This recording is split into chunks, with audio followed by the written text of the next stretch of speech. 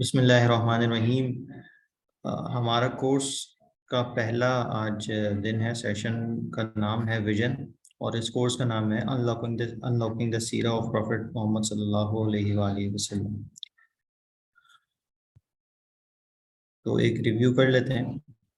تو سب سے پہلا سوال آپ لوگوں سے یہ ہے کہ آپ لوگ یہ کورس کیوں کر رہے ہیں؟ تو اس کا سوال کا جواب آپ لوگوں کو پتہ ہونا چاہیے۔ دوسرا آپ لوگوں سے سوال یہ ہے کہ سیرہ کیا ہے، مطلب سیرہ کا کیا مطلب ہے، سیرہ میں ہم کس چیز کے بارے میں پڑھتے ہیں۔ اور تیسری انشاءاللہ بات ہم کریں گے اس میں ایڈوانٹیجز آف لرننگ سیرہ، کہ سیرہ اگر ہم پڑھ لیتے ہیں آپ صلی اللہ علیہ وسلم کی سیرت کے بارے میں تو ہمیں کیا فائدہ ہے۔ ایک امپورٹنٹ چیز یہ بتائی تھی کہ درود شریف آپ لوگوں نے پڑھنا ہے جب بھی آپ صلی اللہ علیہ وسلم کا نام لیا جائے گا، کیونکہ اس کورس میں انشاءاللہ آپ صلی اللہ علیہ وسلم کے بارے میں ہی ہم ڈسکشن کریں گے، ان کی لائف کے بارے میں۔ تو جب جب نام آئے گا تو آپ نے درود شریف پڑھنا ہے، اور سب سے شارٹیسٹ درود آپ سب لوگوں کو پتہ ہے صلی اللہ علیہ وسلم ہے، ٹھیک ہے۔ سیرہ کہتے ہیں آپ صلی اللہ علیہ وسلم کی زندگی کے بارے میں پڑھنے کو، اور آپ صلی اللہ علیہ وسلم نے جو ہمیں تعلیمات دی ہیں اس کے بارے میں پڑھنے کو۔ اس کی اسٹڈی کو سیرت کہتے ہیں۔ اس کے اندر آپ صلی اللہ علیہ وسلم کا چائلڈہڈ آتا ہے، پروفٹہڈ آتی ہے، نبوت جسے کہتے ہیں۔ آپ صلی اللہ علیہ وسلم کے کریکٹر کے بارے میں پڑھتے ہیں، ویلیوز کے بارے میں، ایکشنز کے بارے میں، دوستوں سے کیسا آپ صلی اللہ علیہ وسلم ملا کرتے تھے، دشمنوں سے کیسے آپ ملا کرتے تھے۔ اسی طریقے سے مختلف قسم کے آپ صلی اللہ علیہ وسلم کے بارے میں جو بھی واقعات ہیں، غزوات ہوئی ہیں، جنگیں ہوئی ہیں، تو سب کے بارے میں انشاءاللہ پڑھنے کا نام سیرت ہے۔ اس میں سے کچھ انشاءاللہ ہم پڑھیں گے چیزیں۔ فائدہ کیا ہے سیرت پڑھنے کا؟ پہلا فائدہ یہ ہے کہ اسی کے بارے میں جب ہمیں پتہ لگتا ہے اور ہمیں بتایا جاتا ہے کہ انہوں نے ہمارے لیے قربانی دی، تو ان سے محبت بڑھتی ہے۔ تو ہمیں جب اب یہ بتایا جائے گا اس میں کہ آپ صلی اللہ علیہ وسلم نے قربانی دی ہیں امت کے لیے، اور کتنا انہوں نے جو ہے وہ آزمائشیں برداشت کی ہیں، تو ہمارا ان سے ایک محبت کا جو تعلق ہے وہ بڑھے گا۔ تو ایک فائدہ تو یہ ہے کہ آپ صلی اللہ علیہ وسلم سے محبت بڑھے گی، جو کہ ہماری ایمان کا حصہ ہے۔ دوسری چیز یہ ہے کہ سنتوں کا پتہ لگے گا۔ تو جب سنتوں کا پتہ لگے گا تو سنتوں پر عمل کرنا آسان ہو جائے گا۔ دوسرا فائدہ یہ ہے۔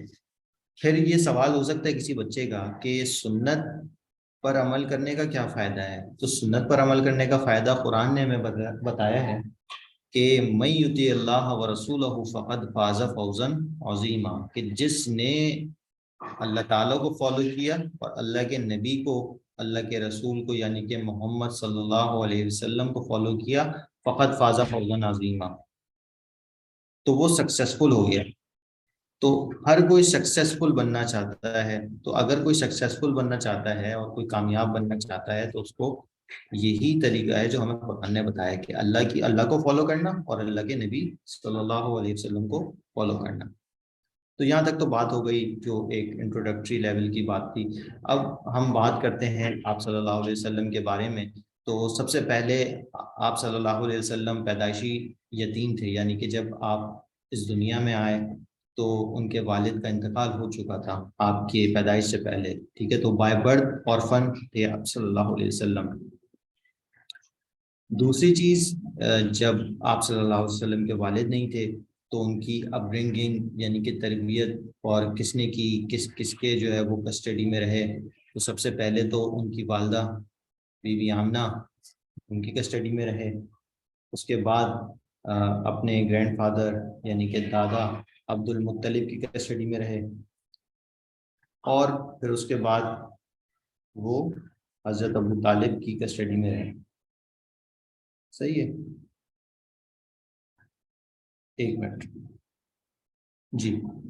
تو مدر کا انتقال ہوا 6 سال کی عمر میں، آپ صلی اللہ علیہ وسلم 6 سال کے تھے، والدہ کا انتقال ہو گیا، بہت بڑا صدمہ، بہت بڑا غم تھا۔ پھر اس کے بعد دادا کی کسٹڈی میں آ گئے، دادا سے ایک تعلق بنا، محبت کا، پہلے بھی محبت کا تعلق تھا لیکن اب اور زیادہ تعلق ہو گیا۔ اس کے 2 سال بعد یعنی کہ 8 سال کی عمر میں جب آپ صلی اللہ علیہ وسلم پہنچے تو دادا کا بھی انتقال ہو گیا، پھر اپنے چچا ان کی کسٹڈی میں رہے، ابو طالب کی۔ اچھا، پروفٹ محمد صلی اللہ علیہ وسلم کی لائف کا اکثر حصہ مکہ میں گزرا ہے۔ 63 ایئرس کی ایج تھی، 50 ایئرس مکہ میں گزرے، 40 سال جو ہے وہ نبوت سے پہلے کا ٹائم ہے، جب آپ صلی اللہ علیہ وسلم کو وحی کے اوپر وحی نازل نہیں ہوئی تھی۔ پھر 40 ایئرس کی ایج میں وہ آپ کو پتہ ہے کہ وحی نازل ہوئی، آپ صلی اللہ علیہ وسلم غار میں تھے، وہاں پہ فرشتہ آیا اور اقرأ بسم ربک الذی خلق والی صورت نازل ہوئی، اور وہی آ کے آپ صلی اللہ علیہ وسلم کو نبوت ملی، اور آفیشلی جو نبی بنے 40 ایئرس کی ایج میں بنے۔ تو 40 سال بغیر نبوت کے اور 10 سال نبوت کے بعد۔ یہ ریڈ آپ دیکھ رہے ہوں گے، 10 ایئرس کو ریڈ کیا ہوا ہے، اس وجہ سے کہ یہاں پہ بڑی مشکلات کا سامنا کرنا پڑا آپ صلی اللہ علیہ وسلم کو۔ مکہ وہی شہر ہے جہاں پہ بیت اللہ ہے، بہت سارے بچے عمرہ کرنے گئے ہوں گے، حج کرنے گئے ہوں گے، تم نے دیکھا ہوگا۔ اچھا، 13 ایئرس جو ہے وہ پھر مدینہ چلے گئے تھے، 13 ایئرس مدینہ میں رہے، ہجرت کر کے مکہ سے مدینہ چلے گئے۔ تو 13 ایئرس کا جو ہے وہ ٹائم گزارا مکہ میں، مدینہ میں۔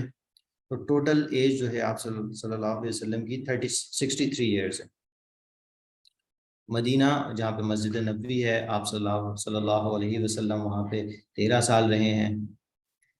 اچھا، 50 ایئرز میں جو مکہ میں رہے ہیں اس میں عرب جو ہے وہ آپ صلی اللہ علیہ وسلم کی بہت رسپیکٹ کیا کرتے تھے اور صادق اور امین کہا کرتے تھے، اور امانتیں رکھواتے تھے، کافر تھے سب امانتیں، لیکن آپ صلی اللہ علیہ وسلم کے پاس رکھوایا کرتے تھے، اور آپ صلی اللہ علیہ وسلم بہت زیادہ وہاں پہ ایک شریف اور بہت زیادہ ریلائبل پرسن تھے۔ لیکن جیسے ہی نبوت آپ صلی اللہ علیہ وسلم کو ملی، آپ صلی اللہ علیہ وسلم نے دعوت دینا شروع کری، تو آپ صلی اللہ علیہ وسلم کو بڑا جو ہے نا وہ انہوں نے پریشان کیا، اور بہت ڈیفیکلٹ پیریڈ تھا جو کہ 10 سال کا تھا نبوت کے بعد والا۔ اس میں کچھ واقعات ہوئے۔ پہلا واقعہ ابو لہب کا بتایا کہ ابو لہب نے جو ہے نا وہ آپ صلی اللہ علیہ وسلم کو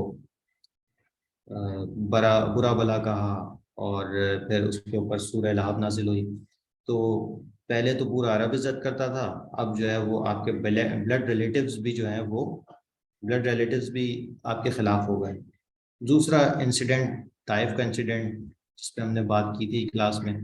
تو طائف کا جو انسیڈنٹ تھا اس میں پروفٹ محمد صلی اللہ علیہ وسلم کے ساتھ زید بن حارثہ جو ایک صحابی ہیں وہ تھے، دونوں سفر میں گئے، 30 دن کا سفر تھا، تقریباً 1 مہینے کا سفر تھا۔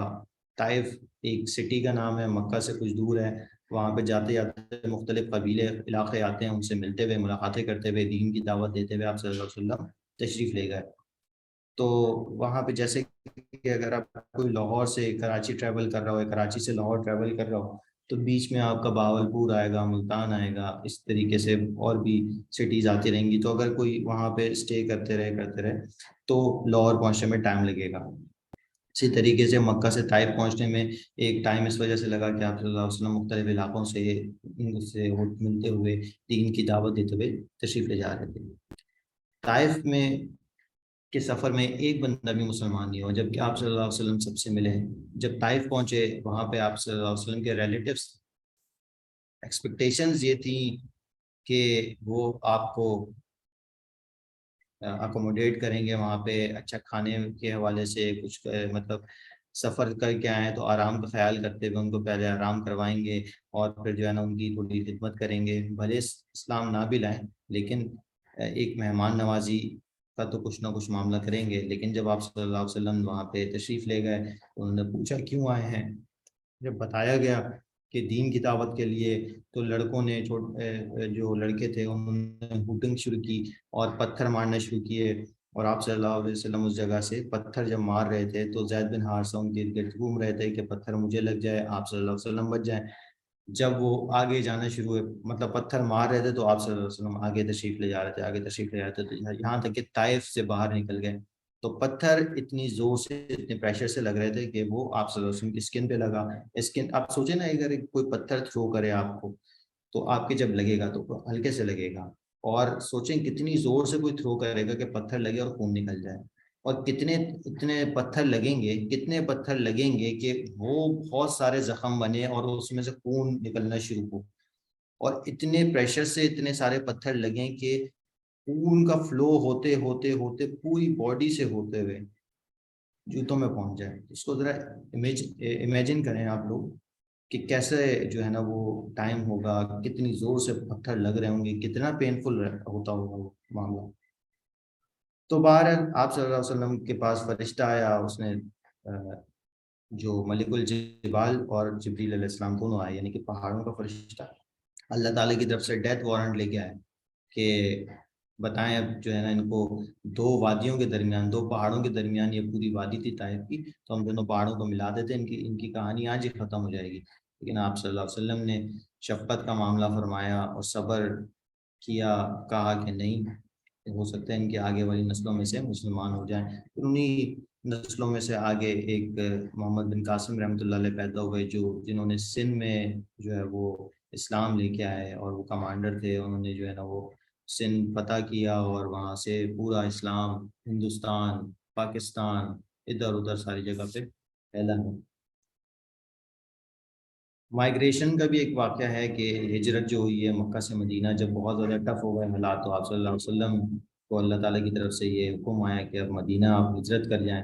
تو مدینہ ہجرت کرنا, ہم تو کہہ دیتے ہیں کہ ہجرت کر لی اور پھر وہاں پہ حالات سیٹ ہو گئے, لیکن اپنے گھر کو چھوڑنا, اپنے کاروبار کو چھوڑنا, اپنے سارے پیٹس تھے اتنے سارے ان کو چھوڑنا, ریلیٹیوس کو چھوڑنا, فرینڈس کو چھوڑنا, اور ایگریکلچرل لینڈس تھی ان کو چھوڑنا, یہ آسان نہیں ہے. آپ ذرا امیجن کریں, اگر آپ بچوں کو ابھی بولا جائے کہ آپ اپنے جو ہے نا کراچی سٹی میں رہتے ہیں, اسلام آباد میں رہتے ہیں, کہیں پہ بھی رہتے ہیں, کوئی دبئی کا بچہ ہے, کوئی US کا بچہ ہے, ان کو کہیں کہ آپ اپنے سارے گھروں کو, اپنے کمفرٹ کو چھوڑ کے, اپنے PSP جو گیمز ہیں آپ کے, پلے اسٹیشنس کو چھوڑ کے, اپنے سارے جو ہے نا وہ گیجٹس کو چھوڑ کے, اپنے ٹیبلیٹس کو چھوڑ کے, اپنے زبردست قسم کے واش روم جو آپ کے گھر پہ اس کو چھوڑ کے, زبردست قسم کا بیڈ روم ہے اس کو چھوڑ کے, اتنی ساری آسائشیں ہیں آپ کے پاس, اتنی ساری جو ہے نا وہ ٹھنڈا پانی, یہ وہ اچھی فوڈ اور یہ ساری چیزیں, اپنے والدین کو چھوڑ کے, اپنے فرینڈس کو چھوڑ کے, اسکول کو چھوڑ کے,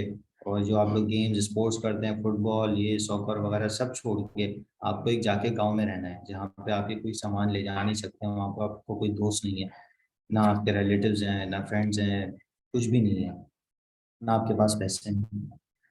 تو آپ کو کیسا فیل ہوگا, اس کو بھی ذرا امیجن کریں. تو آپ صلی اللہ علیہ وسلم نے یہ ساری مشکلات کیوں اٹھائیں؟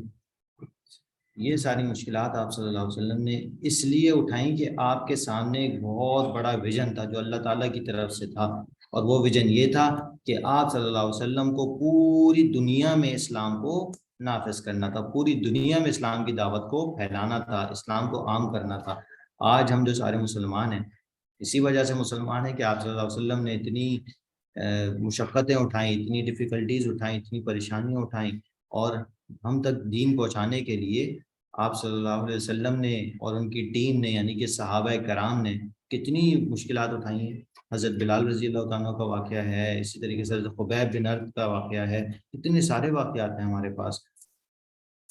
تو یہ ساری مشکلات اس لیے اٹھائیں. تو ہمارا بھی کوئی نہ کوئی ویژن ہونا چاہیے. اس پہ بات ہوئی, الٹیمیٹ ویژن ایک ہوتا ہے. الٹیمیٹ ویژن کیا ہوتا ہے؟ الٹیمیٹ ویژن ہماری لائف کا, یعنی کہ سب سے فائنل ویژن, سب سے ٹاپ ہیرارکی والا ویژن جو ہے نا, وہ یہ ہونا چاہیے کہ ہم اللہ سبحانہ و تعالیٰ کو راضی کریں, اللہ کو ناراض نہ کریں. اور ہماری پیدائش کا مقصد بھی اللہ کو راضی کرنا ہے. وما خلقت الجن والانس الا لیعبدون, کہ ہم انسانوں کو اور جنات کو اللہ تعالیٰ نے کس لیے پیدا کیا؟ لیعبدون, عبادت کرنے کے لیے پیدا کیا, کہ ہم اللہ تعالیٰ کی عبادت کریں. اور عبادت کا بھی مقصد یہی ہے کہ اللہ تعالیٰ کو ہم راضی کر لیں, اللہ تعالیٰ خوش ہو جائیں ہم سے. تو ہمارا جو الٹیمیٹ گول ہے وہ یہی ہونا چاہیے کہ اللہ تعالیٰ ہم سے راضی ہو جائیں. تو الٹیمیٹ ویژن کیا ہوا ہمارا؟ تو پلیز اللہ سبحانہ و تعالیٰ, اس کے نیچے ہم ڈاکٹر بن سکتے ہیں, یا پھر انجینئر بن سکتے ہیں, سائنٹسٹ بن سکتے ہیں, کچھ بھی بنیں. اور کوئی اسکلز ہم امپروو کرنا چاہتے ہیں اپنی, اس کا بھی ویژن رکھیں. اسپورٹس کا کوئی ویژن ہے تو وہ رکھیں. آپ نے اپنی ہیلتھ کے حوالے سے کوئی ویژن ہے تو وہ رکھیں. لیکن سب سے ٹاپ ہیرارکی ویژن یہ ہونا چاہیے ٹو پلیز اللہ سبحانہ و تعالیٰ. انشاءاللہ پھر نیکسٹ کلاس ہماری ہوگی, اس میں انشاءاللہ لیڈرشپ کے حوالے سے ہم بات کریں گے.